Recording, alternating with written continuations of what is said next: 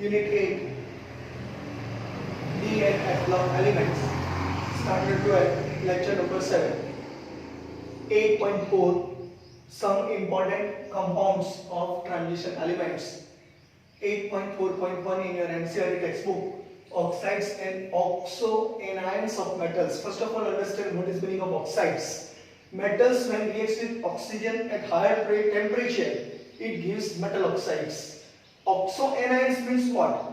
When metal is reacts with oxygen in presence of oxygen, whatever the valence is there, it is considered as oxoanions.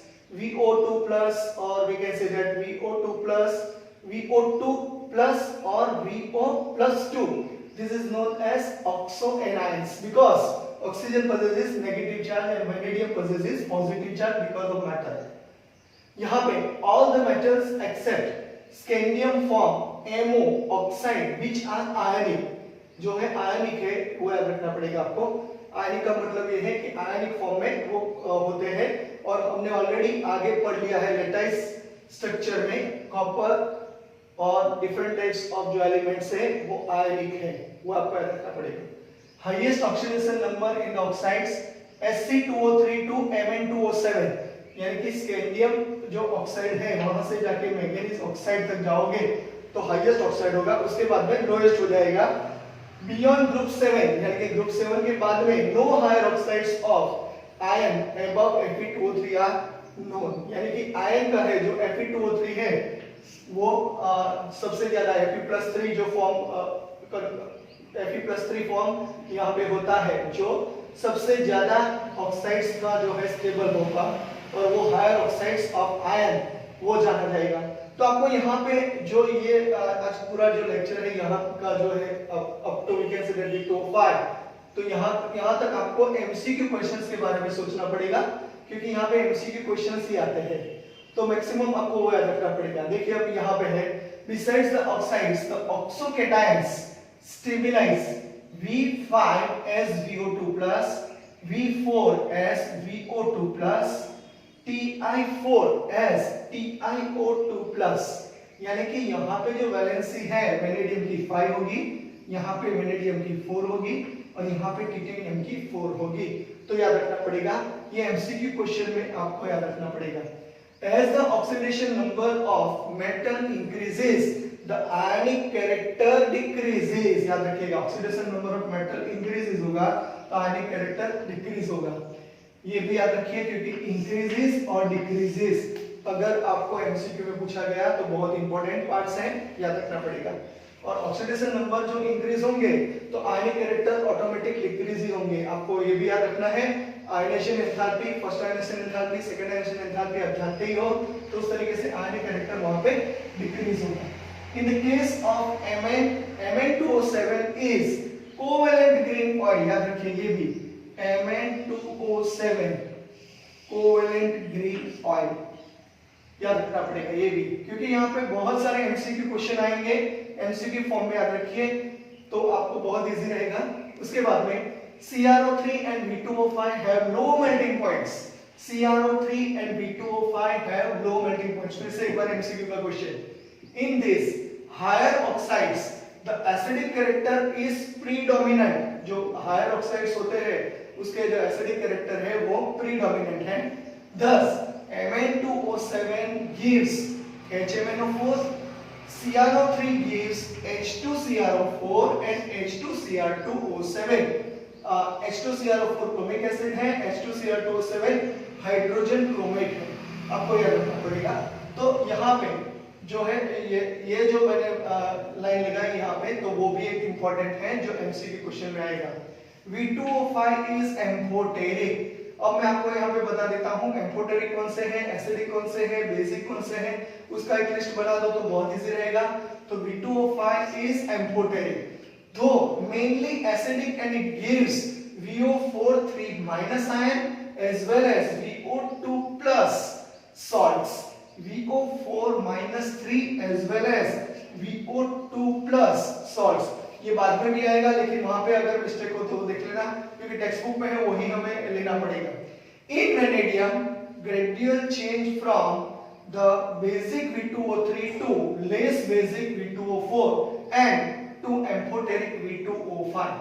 ये भी याद रखिए, basic V2O3 to less basic V2O4 and to amphoteric V2O5 याद रखना पड़ेगा ये भी, क्योंकि ये सारे एमसीक्यू क्वेश्चन है, शॉर्ट क्वेश्चन है, आपको यहाँ पे थोड़े क्वेश्चंस मिलेंगे तो आपको याद रखना है। V2O4 dissolves in acid. V2O4 when we dissolve in acid it gives VO2 plus salts. क्या बनाएगा? VO2 plus salts बनाएगा। अगर V2O5 को अल्कलीज में और एसिड्स में हम डिसॉल्व करेंगे तो VO4 3- और आपकी टेक्स्ट बुक में यहाँ पे VO4 प्लस लिखा है तो वही कंसीडर करना पड़ेगा, लेकिन यहाँ पे आगे देखिए वही बात है तो वहां पे VO2 प्लस है, तो ये आपको देखना पड़ेगा जो बुक में लिखा है। अगर ये लिखोगे दोनों सही माने जाएंगे, लेकिन आपकी बुक में VO4 प्लस लिखा है। तो V2O5 को अगर अल्कलीज में डिसॉल्व करोगे, अल्कली का मतलब क्या होता है? बेसिक में, तो मिलेगा VO4 3-। अगर V2O5 को एसिड्स में डिसॉल्व करोगे तो क्या मिलेगा? VO4 plus. क्यों? क्योंकि V2O5 एम्फोटेरिक है। एम्फोटेरिक का मतलब क्या है? Acidic as well as basic, both properties they are shown.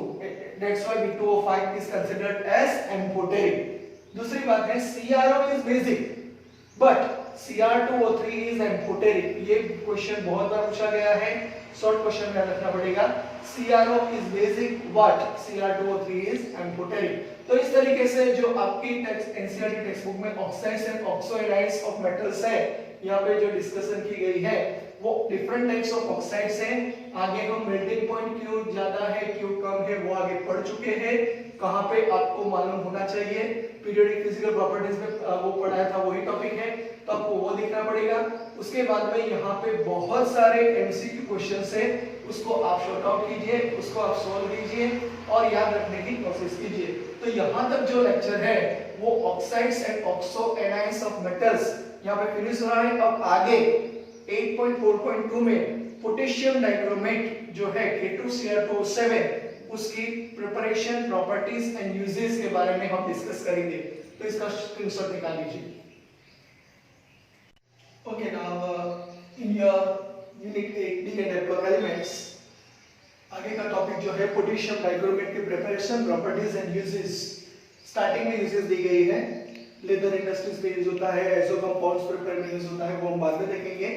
लेकिन उसकी फॉर्मूला आप पहले याद रखनी पड़ेगी। K2Cr2O7 which is act as strong oxidising agent, याद रखिएगा ये स्ट्रांग ऑक्सीडाइजिंग एजेंट है।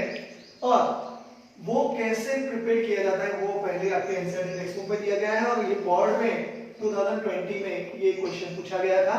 प्रिपरेशन फॉर 2 मार्क्स, तो आपको किस तरीके से लिखना है, जो रिएक्शंस है, जो रिएक्शंस कंप्लीट लिख दोगे तो आपका जो मार्क्स है एक भी कट नहीं होगा।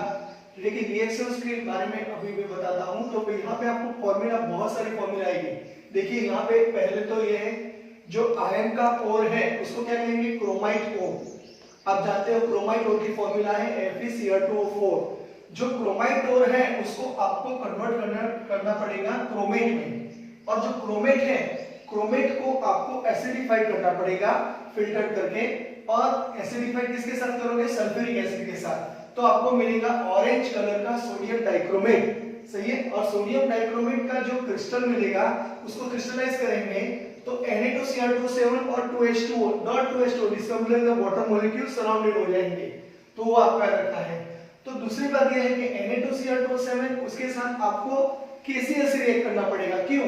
क्योंकि Na2Cr2O7 sodium dichromate is a more soluble than potassium dichromate, आपको याद रखना है ये बहुत ही इंपॉर्टेंट है।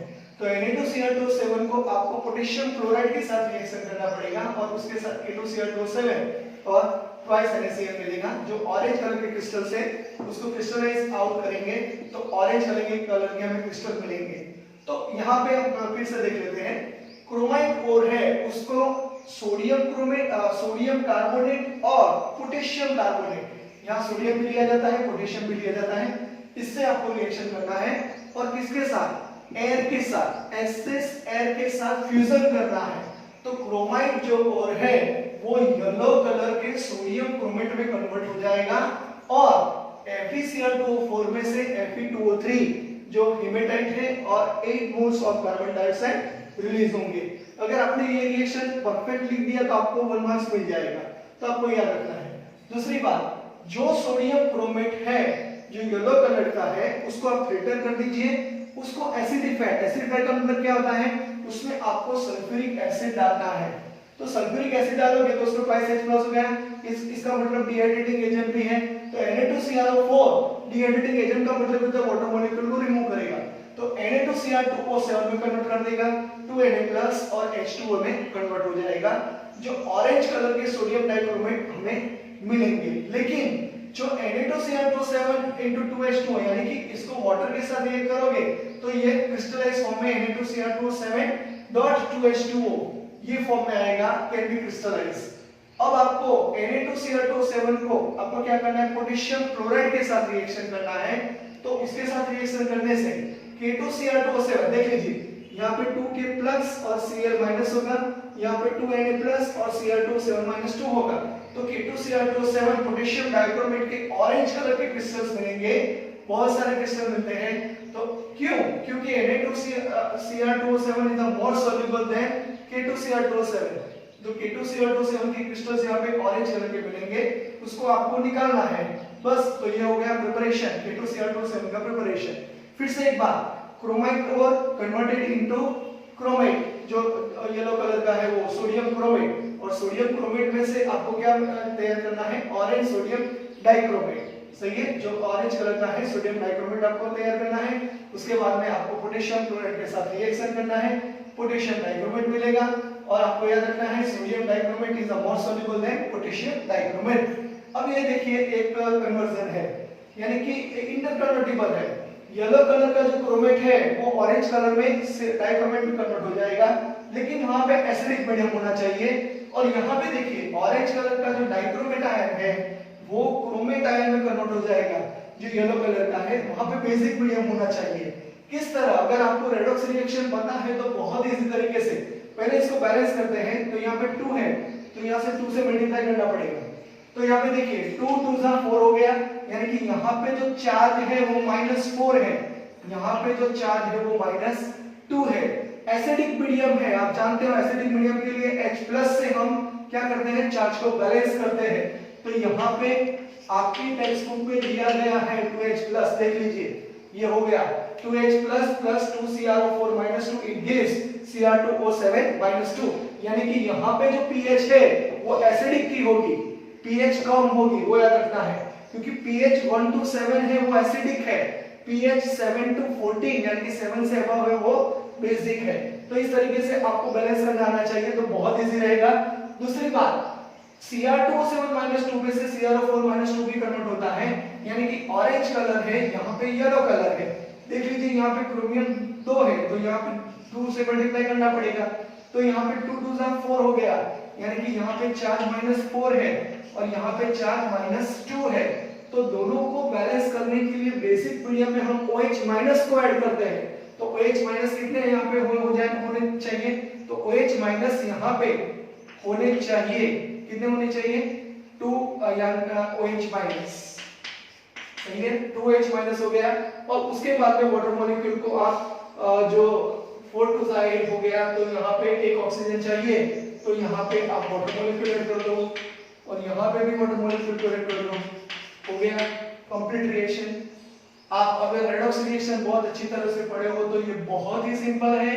अगर आपको ये आ गया तो आपका जो क्वेश्चन है वो सॉल्व हो जाएगा, यानी कि ऑरेंज कलर का डाइक्रोमेट में 2H- ऐड करके 2Cr4- H2 हो जाएगा।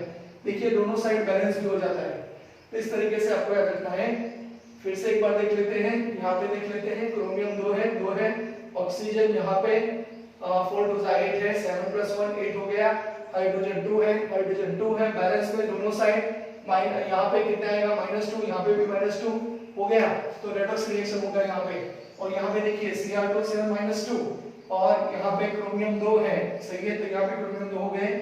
ऑक्सीजन यहाँ पे 4 2 8 है और 8 + 1 9 है, तो यहाँ 7 + 2 9 हो गए। और चार्ज देखिए यहाँ पे -2 हो जाएगा, यानी कि दोनों साइड -4 चार्ज हो जाएंगे। आपको इस तरीके से अगर आ गया रेडॉक्स रिएक्शन तो कंप्लीट आप कर सकोगे, कोई भी रिएक्शन हो किसी भी रिएक्शन को आप कंप्लीट कर सकोगे। यहाँ पे भी हो सकता है, लेकिन आपको पहले याद रखना पड़ेगा कैसे आपको एसिडिक मीडियम में या बेसिक मीडियम में आपको pH सेट करनी पड़ेगी।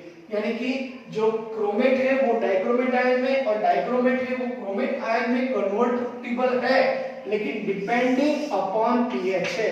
तो याद रखिए।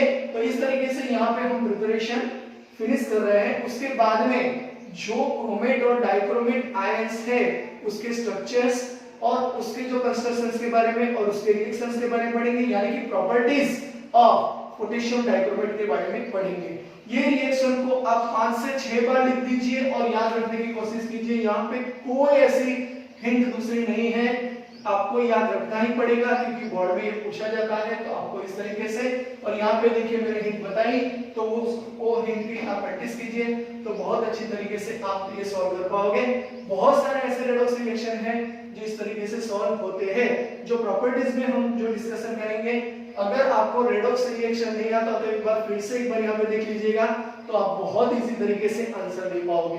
तो यहाँ पे प्रिपरेशंस को आप होमवर्क में 5 टाइम्स ये रिएक्शन लिख दो। मैं तो यही कहूंगा 5 टाइम्स ये रिएक्शन लिख दो, सही है। 5 टाइम्स लिखने के बाद आपको आता है कि नहीं वो चेक करो। उसके बाद में एक वीक के बाद फिर से चेक करो, क्योंकि ये रिएक्शंस बहुत ही इंपॉर्टेंट है। ऐसे जो क्वेश्चंस होते हैं वो वीक में एक बार रिपीट होने ही चाहिए, क्योंकि ये भूल जाते हैं बच्चे, कभी-कभी याद भी नहीं रहता। तो उनको याद रखने के लिए आपको प्रैक्टिस की बहुत जरूरत पड़ेगी। तो आपको ये लिखना है इस तरीके से शॉर्ट, इस तरीके से पहले रिएक्शन लिख दो। रिएक्शन के बाद में सेंटेंस जो रिएक्शन है उस पे आप तैयार कर दो, तो बहुत इजी तरीके से आप ये क्वेश्चन सॉल्व कर पाओगे। तो इसका स्क्रीनशॉट निकाल लो। यहाँ पे जो पोटेशियम डाइक्रोमेट है उसमें आपने देखा कि क्रोमेट आयन और डाइक्रोमेट आयन, तो उसके स्ट्रक्चर के बारे में भी यहाँ पे डिस्कशन किया गया है। ये स्ट्रक्चर देख लीजिए, ये ओरिजिनल स्ट्रक्चर है, लेकिन अगर आपको लुईस डॉट नोटेशन आता है तो बहुत इजी तरीके से यहाँ पे O नेगेटिव होगा, यहाँ पे O नेगेटिव होगा, यहाँ पे डबल बॉन्ड होगा और यहाँ पे डबल बॉन्ड होगा। इस तरीके से -1 -2 चार्ज होता है, यानी कि यहाँ पे जो लोन पेयर ऑफ इलेक्ट्रॉन है वो 6 होंगे। यहाँ पे लोन पेयर ऑफ इलेक्ट्रॉन जो है यहाँ पे 1 2 3 4 5 6 O माइनस में, और यहाँ पे 4 होंगे। और क्रोमियम की वैलेंसी कितनी होती है 6। तो देख लीजिए 1 2 3 4 5 और 6। इस तरीके से जो स्ट्रक्चर है वो मीथेन की तरीके से होता है, तो वो टेट्राहेड्रल होगा। तो आपको याद रखना है टेट्राहेड्रल में 109 डिग्री 28 मिनट होता है। यहाँ पे बॉन्ड एंगल दिया गया नहीं है तो आपको याद रखने की जरूरत नहीं है, लेकिन क्रोमेट आयन में जो है उसका स्ट्रक्चर टेट्राहेड्रल है, तो आपको इस तरीके से याद रखना है। उसी तरीके से यहाँ पे डाइक्रोमेट आयन किसको कहेंगे Cr2O7 2 आयन। तो यहाँ पे आपको इस तरीके से याद रखना है क्रोमियम ऑक्सीजन, उसके बाद में क्रोमियम। अब आप बैलेंस से जानते हो, यहाँ पे क्या होगा डबल बॉन्ड लो और यहाँ पे O नेगेटिव। उस तरीके से यहाँ पे डबल बॉन्ड लो और O नेगेटिव। इस तरीके से होगा। तो -1 इस तरीके से -2 होता है, और ये जो एंगल है वो 126 डिग्री है। और यहाँ पे जो CRO है, जो CR और O के बीच में बॉन्ड लेंथ है 163 पिकोमीटर है, और ये CR और O के बीच में जो बॉन्ड लेंथ है, जो सेंटर के CR ऑक्सीजन और क्रोमियम के बीच में बॉन्ड लेंथ है वो 179 पिकोमीटर है। याद रखने की जरूरत नहीं है, लेकिन कभी पूछा जाए तो आपको थोड़ा यहाँ पे ध्यान रखना पड़ेगा। तो यहाँ पे जो 126 डिग्री है और जो स्ट्रक्चर है वो 2 टेट्राहेड्रा, यानी कि consist of tetrahedra sharing one corner with CR bond angle of 126 degree, इतना याद रखना है। और डाइक्रोमेट आयन को इस तरीके से आपको याद रखना पड़ेगा। यहाँ पे डबल बॉन्ड को दिया गया नहीं है। देखिए क्रोमियम की वैलेंसी कितनी होती है 6, 1 2 3 4 5 6 कंप्लीट हो गए। और यहाँ पे देखिए ऑक्सीजन जो है इस तरीके से आप लोन पेयर ऑफ इलेक्ट्रॉन लगा दीजिए, नेगेटिव है, वहां पे आपको यहाँ पे 7 डॉट करने हैं, यानी कि टोटल 6 डॉट करने हैं, और ये 7 हो गया। उसी तरीके से आपको ये स्ट्रक्चर जो मैंने ड्रॉ किया है वो परफेक्ट स्ट्रक्चर है, यानी कि आपकी टेक्स्ट बुक में ये दिया गया है तो आपको यही ड्रॉ करना है, दूसरा कोई स्ट्रक्चर ड्रॉ करने की जरूरत नहीं है। तो आपको याद रखना है उसका शेप बहुत इंपॉर्टेंट है, कंसिस्ट ऑफ टेट्राहेड्रा, यानी कि जो दो टेट्राहेड्रा है sharing one corner with CrOCr bond angle of 126 degree. Chromium oxygen chromium bond angle कितना होगा 126 डिग्री। अब उसकी प्रॉपर्टीज के बारे में आगे बढ़ेंगे। तो Na2Cr27 and K2Cr27 which are both act as a strong oxidizing agent, जो ऑक्सीडाइजिंग एजेंट की तरह जाने जाते हैं, आप जानते ही हो, बहुत सारे केमिकल रिएक्शंस में आपने पढ़ा होगा। तो आपको याद रखना है the sodium salts has greater solubility in water and is extensively used as an oxidizing agent in organic chemistry। तो ऑर्गेनिक केमिस्ट्री होता है उसमें ये बहुत इंपॉर्टेंट है, पोटेशियम डाइक्रोमेट की जगह सोडियम डाइक्रोमेट हम यूज करते हैं क्योंकि उसकी सॉल्युबिलिटी ज्यादा है। ऑलरेडी आप चैप्टर 7 इक्विलिब्रियम में पढ़ चुके हो, सॉल्युबिलिटी किसकी कम होती है किसकी ज्यादा होती है, उसके बाद में आप ये डिस्कशन करोगे तो बहुत इजी रहेगा। तो आपको याद रखना है सोडियम डाइक्रोमेट की जो सॉल्युबिलिटी है वो sodium salts has greater solubility in water and is extensively used as an oxidizing agent। क्योंकि पोटेशियम डाइक्रोमेट में K+ है, यहाँ पे Na+ है, तो Na+ की रिएक्टिविटी K+ है, यानी कि रिएक्टिविटी के ज्यादा ज्यादा K+ की ज्यादा होती है, लेकिन Na+ वाटर में जो रिएक्ट करता है वो बहुत फास्ट रिएक्ट करता है, तो इसकी सॉल्युबिलिटी जो सॉल्युबिलिटी है वो ज्यादा है, वो आपको याद रखना है। अब आप देखिए potassium dichromate is used as a primary standard in volumetric analysis.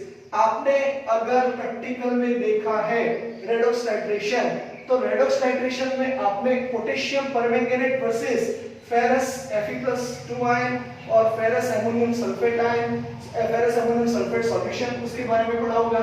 लेकिन अभी एक प्रैक्टिकल है जो बहुत इंपॉर्टेंट है, पोटेशियम डाइक्रोमेट। अगर आपको फेरस सल्फेट का सॉल्यूशन दिया गया है और अगर आपको पता नहीं है Fe+2 के परसेंटेज यानी कि प्रोपोर्शन कितना है, अमाउंट कितना है, तो पोटेशियम डाइक्रोमेट से वो आप आराम से आप फाइंड आउट कर पाओगे। क्यों? क्योंकि पोटेशियम डाइक्रोमेट को आपको पीरियड में लेना है, कॉनिकल फ्लास्क में जो फेरस सल्फेट या फेरस अमोनियम सल्फेट का सॉल्यूशन है उसके 10 ml लेने हैं।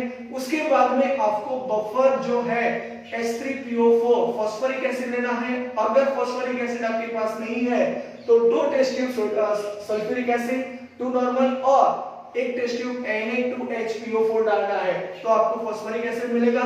उसके बाद में आपको इंडिकेटर डालना है डाइफिनाइल अमाइन सल्फेट, जो स्टार्टिंग में अगर आप प्यूरेट में से निकालोगे फ्यू ड्रॉप्स तो वो जो येलो है उसमें से ग्रीन हो जाएगा और ग्रीन में से आपका जो लास्ट एंड पॉइंट है वो ब्लूइश वायोलेट आएगा, तो वो आपका एंड पॉइंट होगा और तब रेडॉक्स रिएक्शन कंप्लीट होएगा। तो आपको याद रखना है। तो यहाँ पे देखिए Cr2 इट गिव्स Cr+3। तो यहाँ पे आपको अगर चार्ज बैलेंस करना आ गया तो बहुत अच्छी बात है। अगर क्रोमियम का अगर आप जानते हो, अगर तो Cr+3 का जानते हो तो बहुत इजी तरीके से आप यहाँ पे फाइंड आउट कर पाओगे। तो मैं यहाँ पे थोड़ी जगह जहां पे होगी वहां पे मैं लिख देता हूँ। क्रोमियम का जो ऑक्सीडेशन नंबर है वो +6 है, ऑक्सीजन का -2 है, यहाँ पे +3 है, तो आपको +6 से +3 में जाना है, यानी कि +6 to +3 तो कितना होगा, ऑक्सीडेशन नंबर डिक्रीज हो रहा है। डिक्रीज होगा उसका मतलब ये रिडक्शन हो रहा है, तो कितना डिक्रीज हो रहा है -3। लेकिन क्रोमियम यहाँ पे 2 है, यहाँ पे 1 ही है, तो 2 से मल्टीप्लाई करना पड़ेगा। यहाँ पे 2 से मल्टीप्लाई करो तो यहाँ पे आ जाएगा -6। तो यहाँ पे आपको कितने इलेक्ट्रॉन लेने पड़ेंगे, 6 इलेक्ट्रॉन। तो कहाँ पे इलेक्ट्रॉन लेने हैं वो आपको याद रखना चाहिए। 6 इलेक्ट्रॉन यहाँ पे हो गए। अब एसिडिक मीडियम है, एसिडिक मीडियम है तो आपको चार्ज बैलेंस करने के लिए H+ का यूज करना पड़ेगा।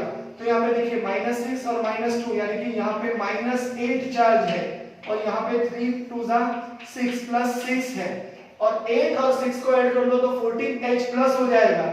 इसका मतलब ये होता है कि जो राइट हैंड साइड है, जो रिएक्टेंट साइड है वहां पे 14H+ कर दो और रिएक्शन कंप्लीट करने के लिए वाटर मॉलिक्यूल आधे लगा दो।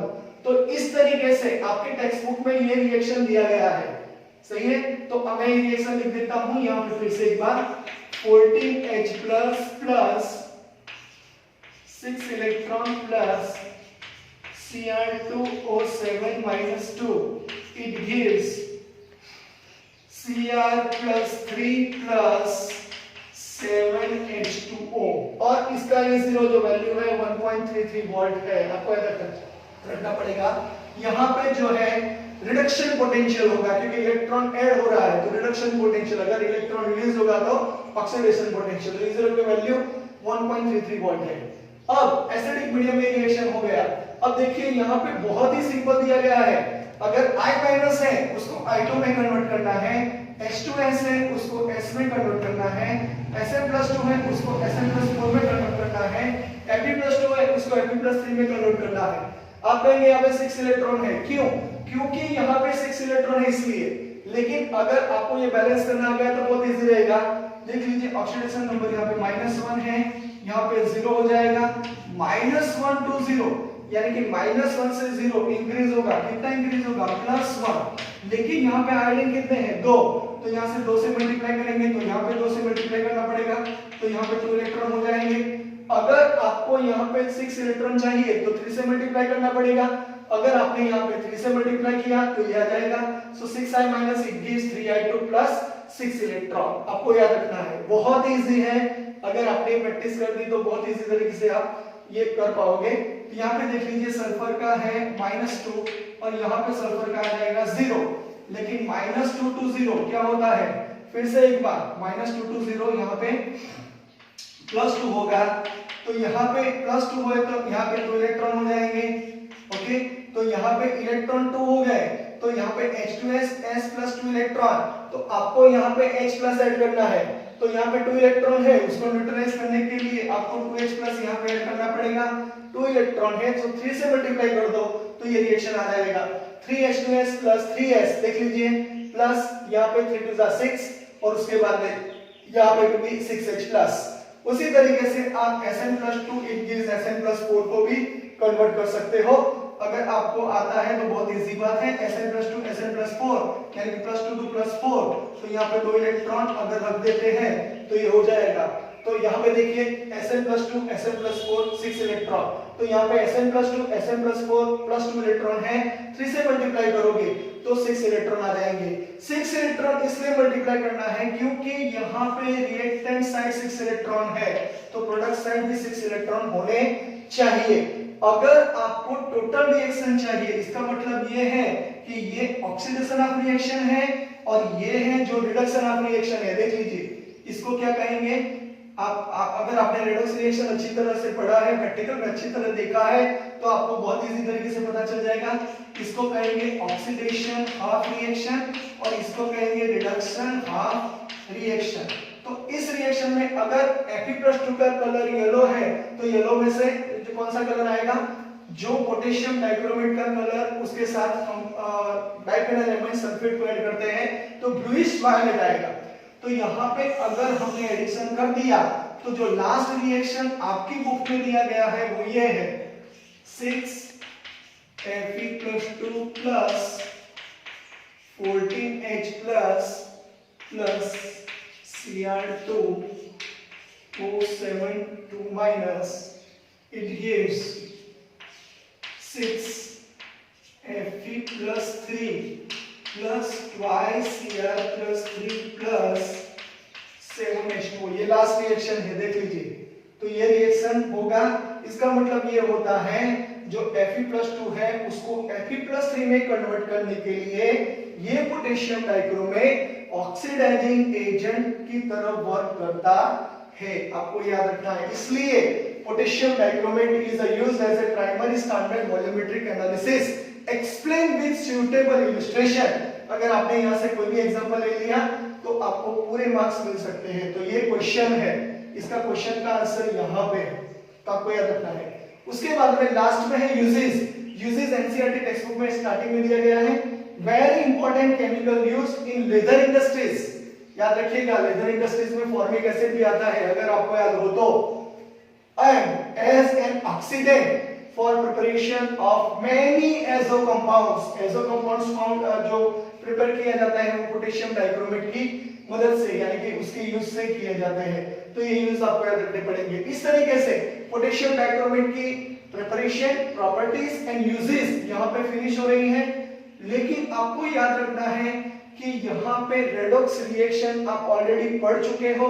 अगर आपने नहीं देखा, जो प्रैक्टिकल पहला और दूसरा प्रैक्टिकल है वो उसी बेस पे है, वो आप देख लीजिए एक बार। और रेडॉक्स रिएक्शन जो बैलेंस करना किस तरह होता है वो आप देख लीजिए, तो बहुत ही इजी तरीके से आप ये आइडेंटिफाई कर पाओगे।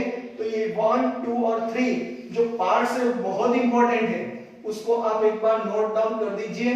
किस तरीके से बैलेंस किए जाते हैं वो भी देख लीजिए। तो कोई भी रिएक्शन अगर आए तो आपको ये आना चाहिए। तो इस तरीके से यहाँ पे preparation, properties and uses potassium dichromate की यहाँ पे फिनिश हो रही है, यानी कि लेक्चर नंबर 7 यहाँ पे फिनिश हो रहा है। उसके बाद हम देखेंगे पोटेशियम परमैंगनेट, उसकी प्रिपरेशन, प्रॉपर्टीज एंड यूजेस। इसका स्क्रीनशॉट निकाल लीजिए।